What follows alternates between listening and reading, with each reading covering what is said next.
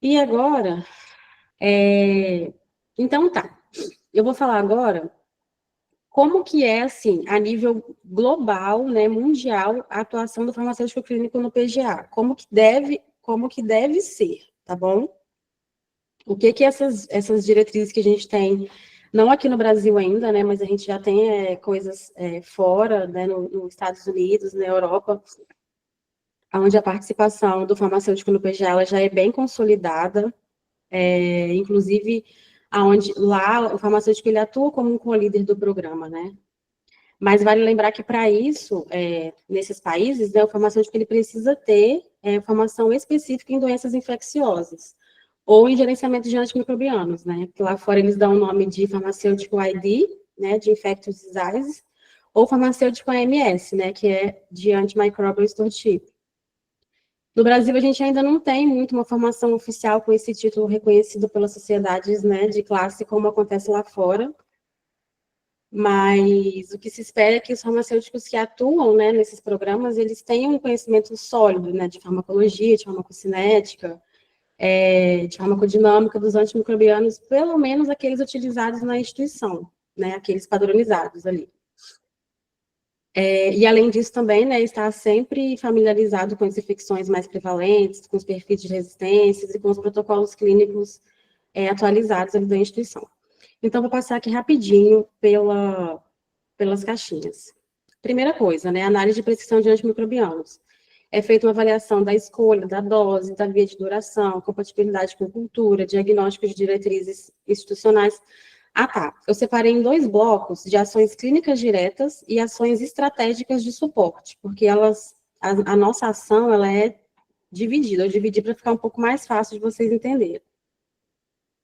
Aí, nas clínicas diretas, né, tem essa análise de prescrição como um todo, escalonamento e ajuste de dose, né, que é onde você faz otimização de espectro, transição para via oral, ajuste para função renal e hepática, interpretação microbiológica e análise por PKPD, né, que é uma leitura crítica da cultura, levando em consideração MIC, curva tempo-concentração, curva tempo dependente e o perfil microbiológico local, como eu citei.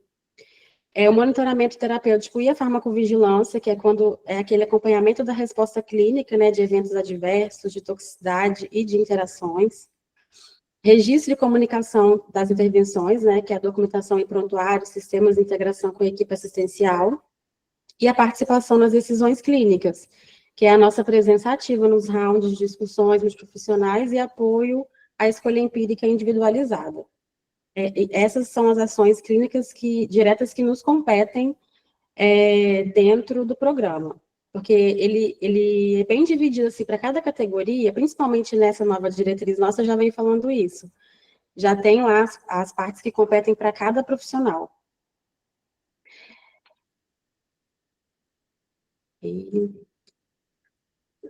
E aí, antes de passar para o outro, só querendo dizer que, tipo assim, o programa ele não se sustenta só nisso, né? Só nessa parte clínica. Aí, por isso que eu vou mostrar agora como que ele atua de forma estratégica também, né? Como que nós, farmacêuticos, podemos atuar de forma estratégica com ações que vão dar suporte a essa estrutura, né? Do programa como um todo. Então, as ações estratégicas de suporte, quais são? Né? O apoio clínico, a implementação do programa, né? Atuação na consolidação do programa, sensibilização das equipes, integração com os setores-chave, construção de processos estratégicos, a parte de educação continuada, que a gente também não pode esquecer, né, que é estar sempre capacitando as equipes, assistencial com uso racional de antimicrobianos, apoio na produção de POPs e de protocolos, participação, né, na elaboração e revisão desses documentos institucionais, apoio em auditorias, tanto internas quanto externas, né, a gente tem um apoio técnico para isso, a gente pode ser, né, um apoio técnico para isso, monitoramento de indicadores de desempenho do programa, que é o acompanhamento desses indicadores com relatórios que apoiam a avaliação de resultados e decisões do programa, e suporte à gestão clínica, né, que é a discussão de casos complexos e apoio à tomada de decisão estratégica. Essas atribuições, elas fortalecem, né, o impacto do farmacêutico no uso seguro, racional e estratégico dos antimicrobianos. principalmente, né, nos hospitais de alta complexidade, onde a gente pode atuar de maneira bem significativa. Agora eu vou entrar um pouquinho já falando aqui do hospital que eu trabalho. Lá no início, quando não se tinha um programa, sobre um pouquinho das nossas dores, né? Quais eram as nossas dores?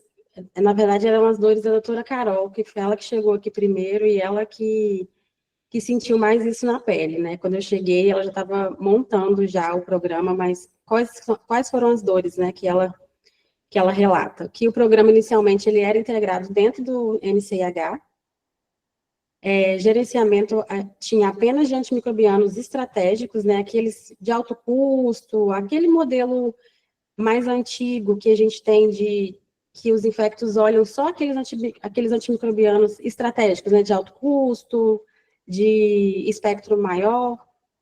Havia fragilidade nas intervenções e na mensuração da adesão, poucos indicadores de desempenho e sem plano de ação, pouca interface com a equipe multidisciplinar, aumento do consumo de antimicrobiano e aumento da resistência bacteriana durante e pós a pandemia. Isso era uma dor, né? Eu acho que todo mundo sofreu com essa dor, porque a gente sabe que houve aumento de resistência durante a pandemia, durante e após a pandemia, né, por todo o uso indiscriminado que a gente teve aí de ceftriaxona e azitromicina, né, não falando que não deveria ser feito, mas a gente sabe que não tinha muito o que fazer e usou-se muito, né? Então, isso veio também como uma consequência e isso era uma dor, né?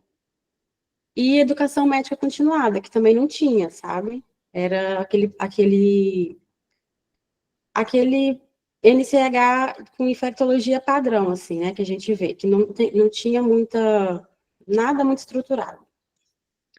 E aí foi nesse cenário de dificuldades operacionais e culturais que o PGA começou a ser fortalecido.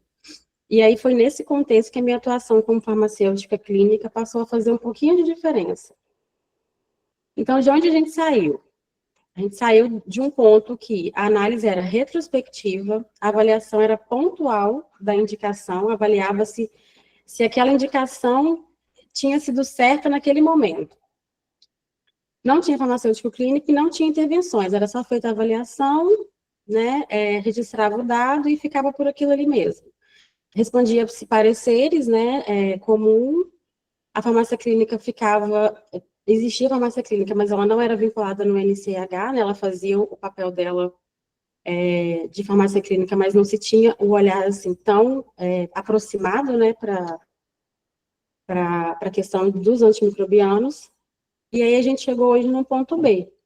A gente faz uma análise prospectiva, o monitoramento ele é contínuo e diário, existem farmacêuticos clínicos exclusivos, as intervenções são registradas e discutidas. Por que eu quis trazer isso aqui para vocês? Porque é sempre muito importante a gente ver, a gente conseguir enxergar aonde a gente está e aonde a gente quer chegar, sabe? Porque se a gente não tem um ponto, um destino, né, um foco, você não consegue construir um caminho para poder chegar lá. E a doutora Carola fala muito isso, assim, sabe? Que a gente tinha que. Ela sabia onde ela estava, ela não era feliz com aquilo, mas ela sabia onde ela queria chegar. E aí ela conseguiu chegar, né, nesse ponto, tudo isso com todas aquelas coisas lá que eu falei para vocês, né? Apoio da direção, mostrando resultados. Eu vou mostrar para vocês um pouquinho como é que foi construído aqui, para vocês entenderem melhor.